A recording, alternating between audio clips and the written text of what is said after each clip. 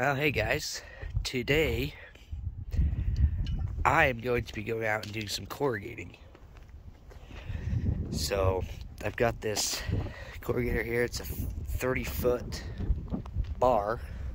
We're doing 30-inch row spacing, so 30 inches between the two on our 7215R. So my dad has the planter and my friend is still running the disc, so this one's just sitting here, so I thought I'd head out and start corrugating behind my dad. Okay, so I just checked the oil. Looks good. So I'm gonna start it up. This tractor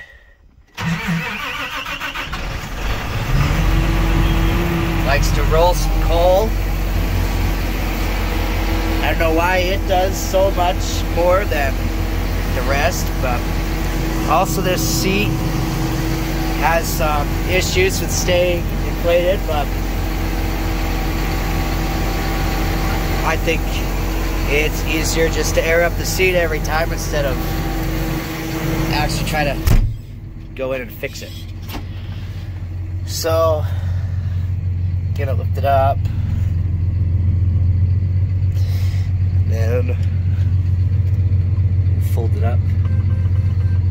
That wiper's kind of in the way. I don't ever notice it until I see the videos and the wiper's in the way.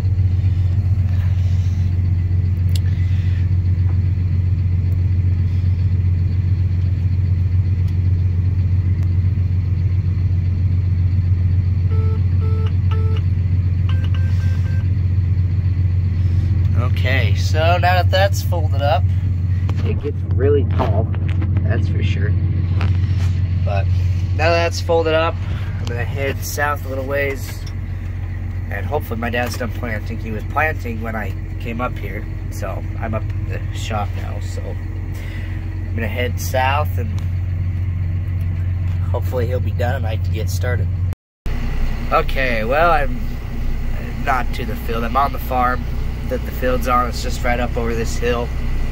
It's an 8-acre field, but there's rock all throughout it. It's not near as nice. The next field is a lot better. It's gonna be over there. It's got shorter runs, but there's not really any rock in it, so that'll be nicer. And it's a pretty good sized field too, so. Or it's like 25 acres or so. My dad just went over there. I saw him go in over there. I don't think you can really see him. But, so he's out of the way. So, anyways, I'm going to come up here and got to head to the other side of the field and corrugate back. That way I'm not driving over corrugates. It's this field right here.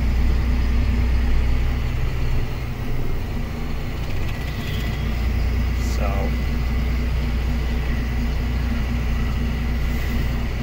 hopefully it won't take too long. Alright, I've done a little bit of the field now. I think I'm starting to get out of the rock. There's a rock spot right there, and then that whole bottom piece is rock. So, I'm gonna go kind of slow, trying to get through it all without breaking anything. But I think the rest of the field is a little bit better. So, yeah. Hopefully it won't be too much longer here. It goes pretty quick. Go about 4 miles an hour, a little over 4. And I've got this 30-foot bar, so I'm covering the same amount of ground per pass as the grain drill. I'm just not driving as fast, and I have to do more on the ends than the drill does, so I do go a little bit slower, because when I get to the ends I have to pull out the ends. I skip a row and then pull out the ends so that I have this here to turn around in, and there's no skips in the field. Okay, I'm coming up to the end here, last pass of the field. So took about an hour and a half, but that's because there's rock to go over, and especially over there, along with the rock, there's a hill. And with corrugating, you really want to get lined up straight so that your corrugates are straight from the ends of the field. But that's really hard when it's on an angle, because the GPS, which is sitting on top of the tractor, is the globe, and that's what needs to be centered. But it's hard for it to center that and then have the back end center too when it's trying to pull down a hill and stuff. So it takes longer to get it lined up straight. So the next field should go a lot better because there's no hills, there's very little rock, and yeah, it should be a lot better.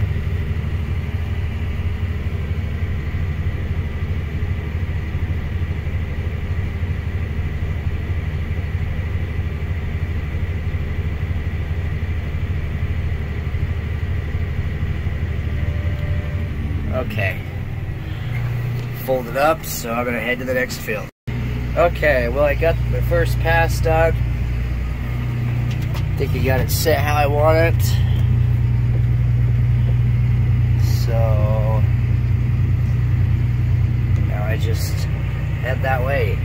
I probably won't get finished tonight, but at least the runs I think are a little bit longer on this one. And that's kind of nice. It's nice not to have to turn around so much. So, yeah. It's kind of nice watching all the corrugates up here go from all smooth and everything to corrugated. Okay, well, I thought I'd show you guys what I do on the end.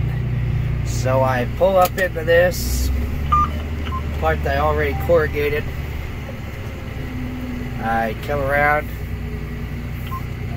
and I use the GPS to skip a row and then come line up with the second one over. So there's a gap there.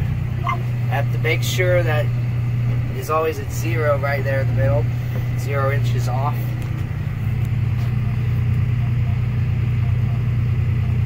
I'm gonna back up.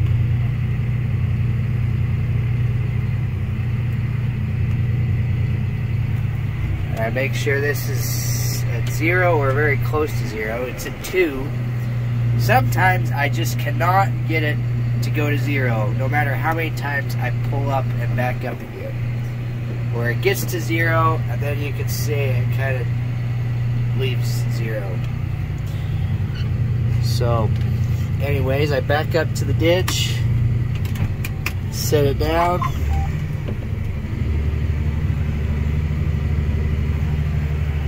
and then I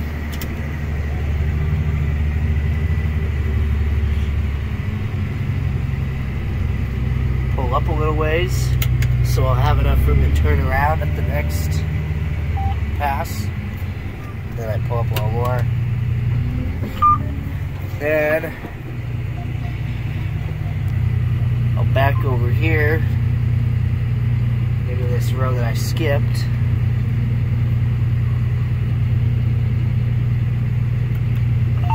GPS turned on. It'll line me up in here.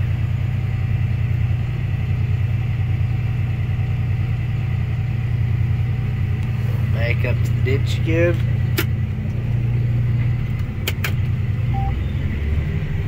Set it down. And